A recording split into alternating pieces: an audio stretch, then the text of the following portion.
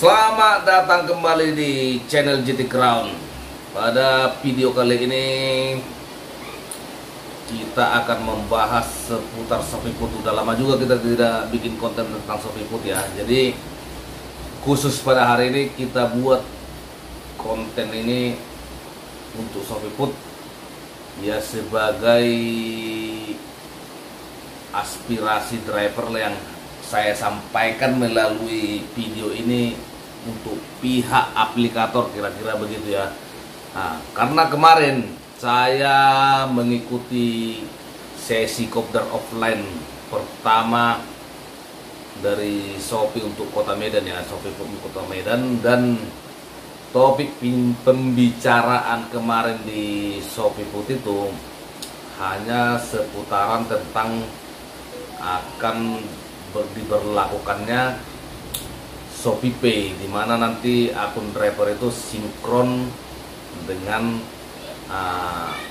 akun customer seperti itu. Dan itu bukan hal baru lagi bagi para driver, itu sudah terjadi di aplikasi Gojek ataupun Grab gitu ya. Jadi para driver yang sudah pernah di aplikasi sebelah, yaitu bukan berita baru, sudah cukup paham saya rasa ya. Dan yang kedua yang dibahas di topik semalam hanya tentang masalah penyelesaian order dan juga order fiktif, kira-kira seperti itu aja.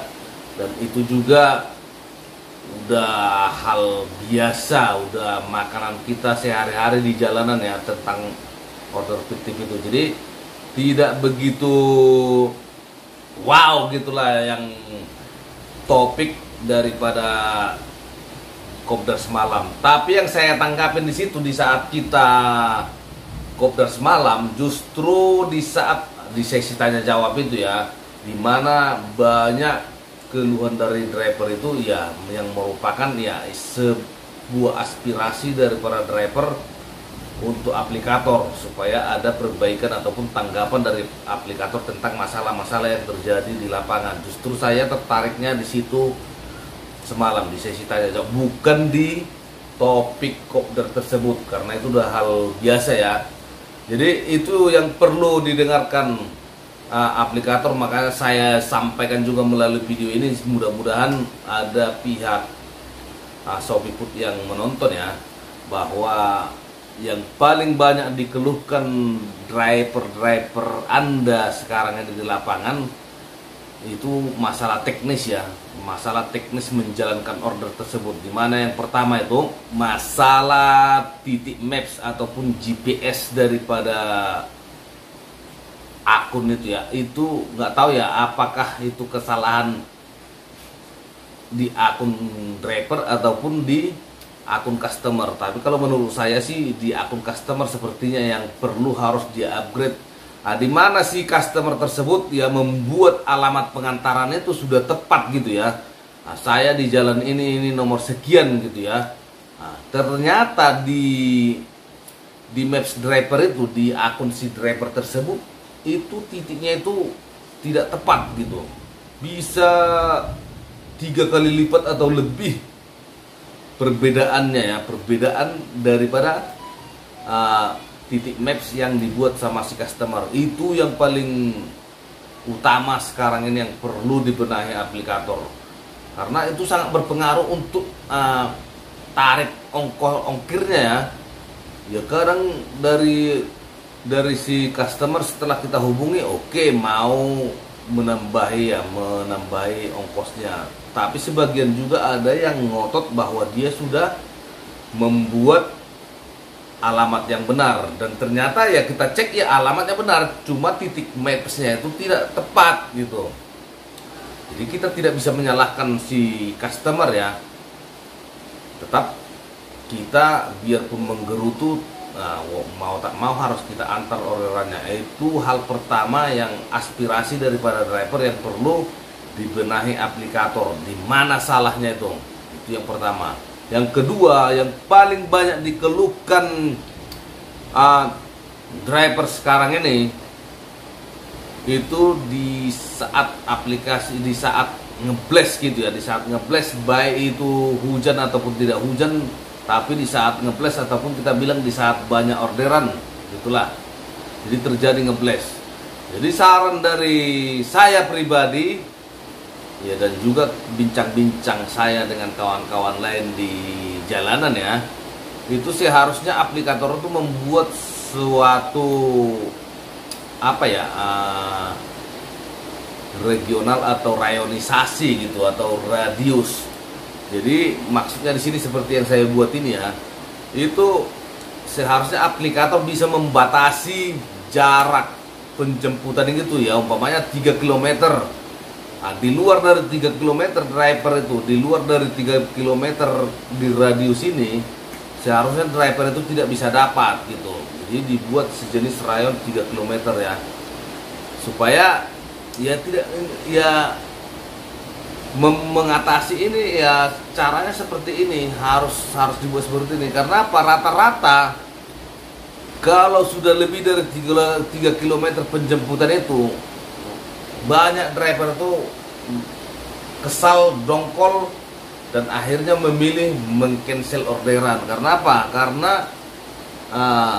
ya mungkin dari segi tarif tidak seimbang ya dengan tenaga ataupun resiko yang ditempuh ke sana gitu.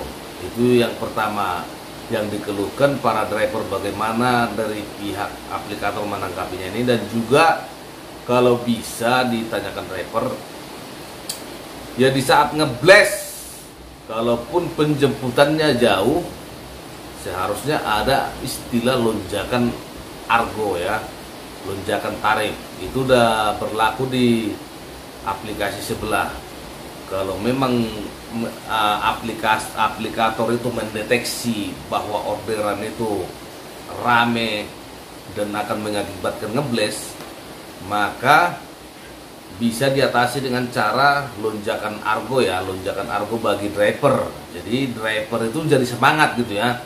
Yang tadinya tarif itu hanya 6.400, tapi setelah ngeblast karena penjemputan jauh gitu kan, nah ada lonjakan argo, jadi tarifnya itu naik. Nah, itu masih mau driver menjalankan orderan tersebut. Itu salah satu solusi yang kami sampaikan kepada pihak aplikator. Bagaimana tanggapan aplikator ya, semoga diterimalah dengan baik gitu ya.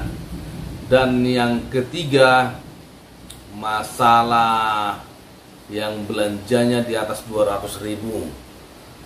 Nah, seharusnya kalau si customer itu sudah belanja banyak atau belanja besar nominal di atas 200.000, aturan itu kan lebih beresiko bagi driver untuk membawanya itu, ataupun tidak bisa cepat-cepat gitu ya. Pasti harus lebih hati-hati dan lebih protek lah. Nah, jadi harusnya itu pun tarifnya itu dibedakan gitu, dibedakan ataupun dinaikkan lah. Itu salah satu aspirasi dari kami driver untuk aplikasi. Saya rasa memang itulah yang paling umum saat ini ya, di selain yang masih banyak resto-resto tanpa pemberitahuan tutup, tapi aplikasinya masih aktif. Itu bagaimana sosialisasi daripada pihak aplikator untuk resto-resto yang memang dia tutup tapi aplikasinya terbuka. Nah, itu masih banyak juga dikeluhkan sama driver saat ini. Kira-kira begitulah aspirasi yang perlu dibenahi aplikator ya. Itulah aspirasi driver itu yang menjadi kendala saat ini di lapangan ya, hal-hal seperti ini. Dan masalah yang memang paling belum ada solusi sampai saat ini dari aplikator ya, tentang masalah ngeblast ini ya. Malah aplikator memutuskan untuk membuka pendaftaran baru karena anggapan aplikator tersebut bahwa drivernya itu masih sedikit, sehingga perlu penambahan amunisi baru ya. Jadinya dibuka pendaftaran, padahal mau nambah 10 kali lipat lagi pun driver pasti tetap akan kompak offbeat di saat terjadi ngeblast. Nah, karena salah satu melakukan offbeat pasti semua. Jadi saat ini setiap udah hujan turun gitu ya, udah kompas semua driver matikan aplikasi. Nah, jadinya siapa yang on beat kucar kacir lah.